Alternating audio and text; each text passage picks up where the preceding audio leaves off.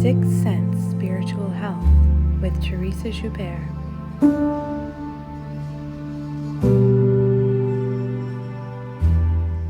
Hey everybody, it's Teresa Joubert here. It's raining outside right now.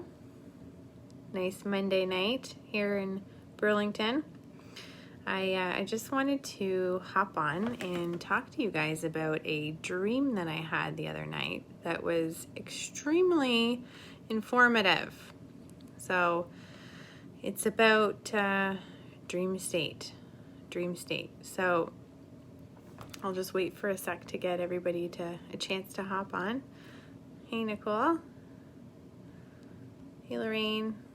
Hey Juliet. Hey Antonia.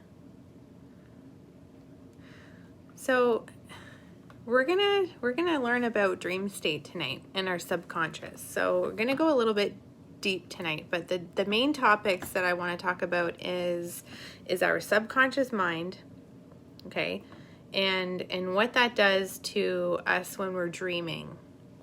So we've been talking a little bit about, hey Ashley, we've been talking about how do we get our loved ones to visit us. So this has been my question. I put it out there. Put it out there to the universe. It's one of your questions that you guys have asked me. How do we get our loved ones in spirit to visit us in our dreams? And this is what I was shown. Our consciousness, our subconscious, right? So all the thoughts that are spinning around our head all the time throughout the day, we take that into our dream state. All of the worry, all of the clutter, all of the thoughts, all of the extra stress, all of the trauma, it's like a spiral. It looks like a vortex. It looks like a tornado. It looks like a tornado in the middle of the desert. Okay? And we bring this into our dream state.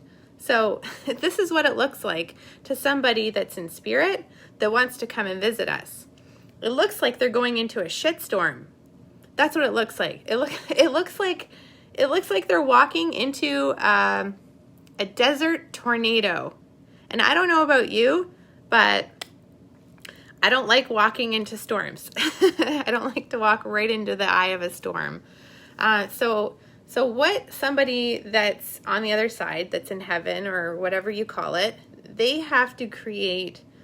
They can't just hop into our subconscious. They can't just hop into our dream state and visit us. I was shown by this woman on the other side that looks like a dream artist that first the person in spirit has to create a bridge. So it's like, boom, we create a bridge. So from the other side to our conscious, to our subconscious, there's a bridge that's formed. And it kind of looks like the ribbon in a hard drive. It's like a bridge. And get this. Look at this. My 4-year-old drew a picture of this for me today. He drew me a bridge. He has no idea what that even means, but I'm just like, what? How did you know? Kids, right? They're tapped into it somehow. So they have to create a bridge to go from the other side to our subconscious thoughts, which is our dream state. And it looks like a spiral, okay?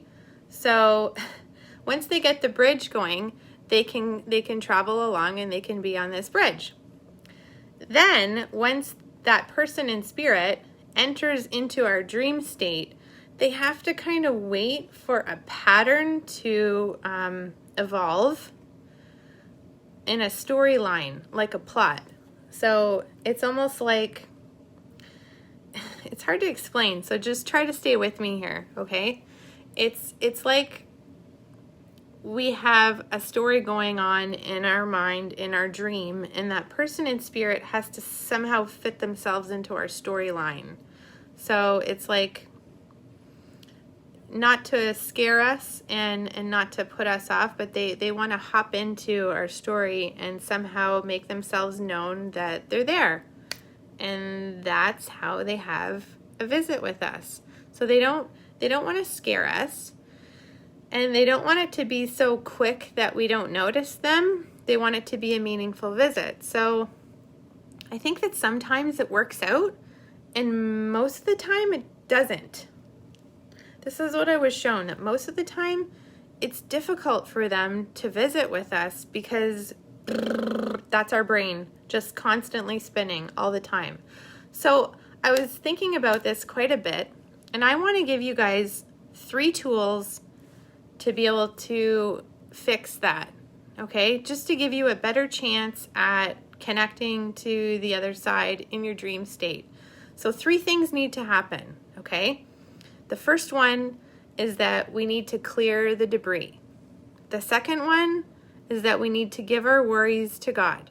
And the third one is that we need to create a bridge on our side to make it easier for them. So this is the visualization that you do. Are you with me? The first visualization is that you visualize a warm white light that feels like very loving energy, and it just showers over you. And what this does, it's like a shower, and it's an energetic shower, and you just feel a nice warm feeling of love. And you do some deep breaths, and you just visualize all of the stress and all of the worries and all the extra stuff of the day just melting away. And you try to feel a feeling of love.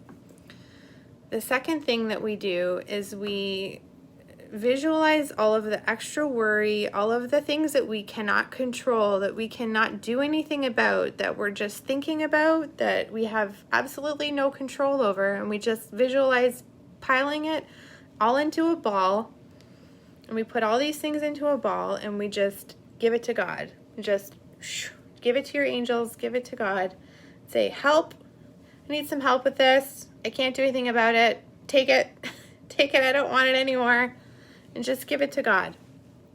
You can do that first if you want, and then do that nice warm white light and feel a nice feeling of calm. But what we're doing there is we're getting rid of all the extra stuff that we can't do anything about, and then we're clearing our energy field so it's not a tornado, it's not a storm anymore. And then the third step that you do is you just have an intention of wanting to connect to somebody on the other side. And it could be 5 different people. It doesn't matter. It's just that you're creating a bridge from your consciousness to the other side with intention. And it looks like a beautiful bridge, like a ribbon, and it's all made out of energy. So you just try to visualize that and invite them. So you can do the same exercise that I do when I want to invite somebody to come into a mediumship session. You think about them, you send them some love, and then you visualize pulling them in for a hug. So you might think about that person and just send them some love, and send them a bit of a yearning feeling, and say, hey, I want to dream about you tonight. So we're trying to create a nicer space in our subconscious for them to be able to come in, so that they're not coming into a storm. Because unfortunately, that's what our mind ends up as. It looks like a storm. And so we want to clear that and create a nice calm space with less debris, so that it's nicer and easier for them to come and visit us.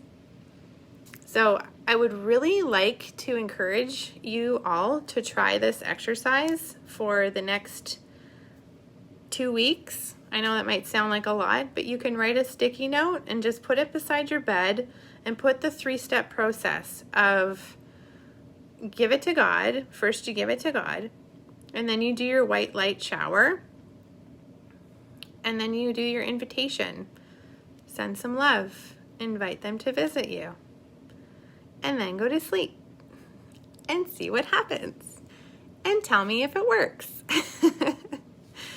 Because I believe I had that dream for a reason. You know, from what I was seeing, it's like a fine art for people in spirit to actually come into our dream state, because it takes a lot of regulation for them. They have to kind of see where they can fit in, and they have to do a step-by-step process on their side. So first they have to make a bridge, then they have to see where they can fit in, and then they have to kind of see if it's going to work out, and hopefully it does. Hopefully you don't get woken up in the middle of their plan. That's a thing that can happen. So I think that's why there's a bridge, so they can get back out again. Anyway, that's what I've learned about dream state. So the point is that our subconscious can carry a lot of information, a lot of extra stuff, a lot of trauma, a lot of worry. Right now we're all worried. There's, lack of control, and in order to survive and feel like we're going to be okay, sometimes we need to give our worries and our cares to God. I know that there's always steps that we can take to be more safe, but at some point, we can't really control everything. So I think it's a good exercise before we go to bed to give it to God. What are you going to do with it? Nothing. It's not going to serve you. It's not going to serve your body. In fact, how we think and how we regulate our subconscious mind and what we spend time thinking about can affect us on a cellular level. It can affect our cells in our body.